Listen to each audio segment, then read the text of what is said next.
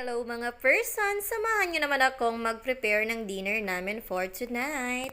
Meron lamang ako ditong ilang pirasong liempo at binabaran ko na nga ito ng toyo at kalamansi at paminta. Mga ilang minuto lang natin yung ibababad dahil malapit na nga ang dinner time.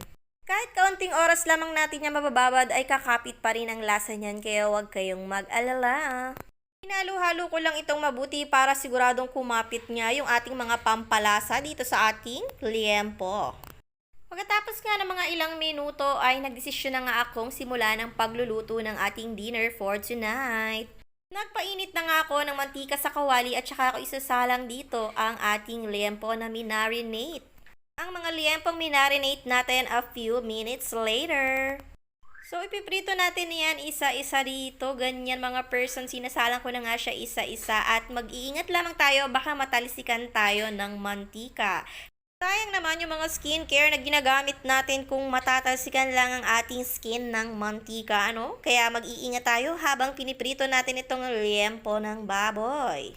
So, ayan na nga mga person, isalang ko na nga silang lahat at ayan, inaantay lang natin silang maluto ng bahagya at maya-maya lang ay babalik na rin natin yan para hindi naman masunog. Pasensya na nga kayo at nagbumoist na yung ating camera kaya nagiging blurry na yung itsura ng ating liempo ng baboy. Ano? Dahil kasi yan sa mga talsik ng mantika dito sa aking camera. As you can see on this video ay binabaliktad ko na nga silang isa-isa bago pa ito masunog. Medyo naluto na nga yung kabilang side kaya binaliktad ko na nga siya ng bahagya dahil mamaya ibabaliktarin ko ulit yan. Bali-baliktad lang hanggang sa maluto nga yan ng pantay-pantay na. Ayan nga mga person. Mukha na siyang crispy liempo pero hindi pa tapos ang ating pagluluto niyan. Tama lang yung ginagawa natin, i-crispy lang natin yan ng bahagya pero wag nating hayaang masunog like this. Munti ka na nga masunog mga person, mabuti na lamang at naagapan ko nga. At tingnan nyo naman mga person, sobrang nakakatakam talaga.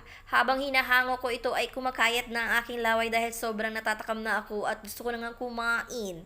Pero hindi pa nga dyan nagtatapos ang preparation natin ng dinner for tonight dahil step 1 pa lamang yan.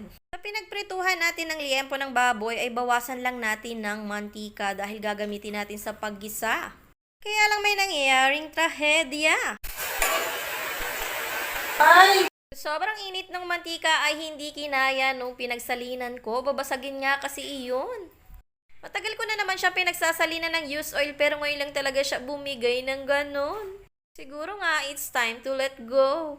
Nakakalungkot man pero bumalik na nga tayo dito sa ating recipe for today's video para sa ating dinner for tonight.